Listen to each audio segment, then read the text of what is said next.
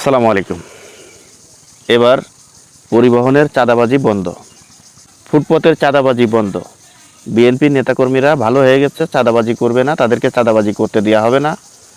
সব জায়গায় এই সেন্টিগ্রেড চলবে না। এগুলো আমরা বাস্তব চোখে যেটি দেখেছি, কেউ চাঁদাবাজি করলে বিএনপির তরফ থেকে তাকে বহিষ্কার করা হয়েছে, চাঁদাবাজি করলে তার বিরুদ্ধে ব্যবস্থা নেওয়া হয়েছে।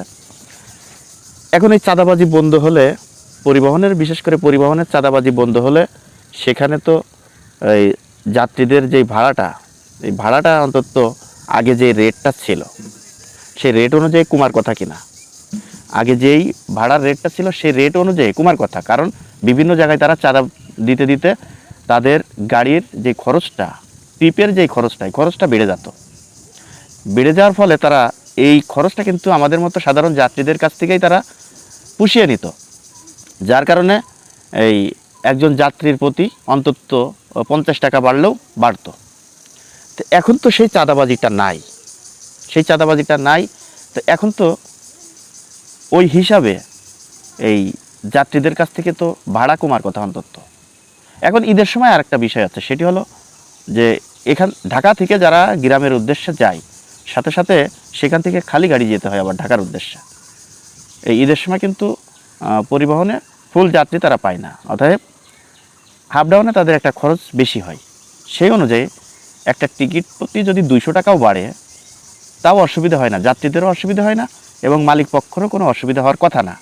কিন্তু সেখানে 300 টাকার ভাড়া 900 টাকা নিচ্ছে, 300 টাকার ভাড়া 750 টাকা নিচ্ছে, সেখানে 750 টাকার ভাড়া 2000 টাকা নিচ্ছে।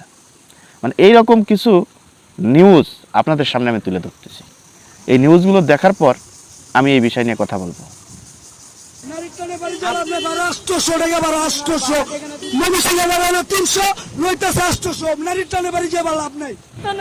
দেখি টিকিট নাকি ব্ল্যাকে বিক্রি হচ্ছে, এক একটা টিকিট যেটা 500 টাকা, ওইটা বলে 2000 টাকা। আমরা যারা রেলে জব করতেছে তারাই একটা সিন্ডিকেট করছে, এই সব টিকিটগুলো তারা হচ্ছে সবার কাছে এভাবে।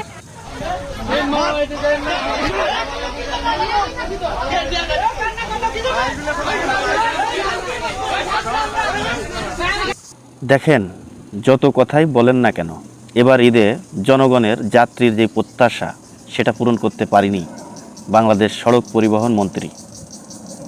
সেটি পূরণ করতে ব্যর্থ হয়েছে, এটা স্বীকার করেন।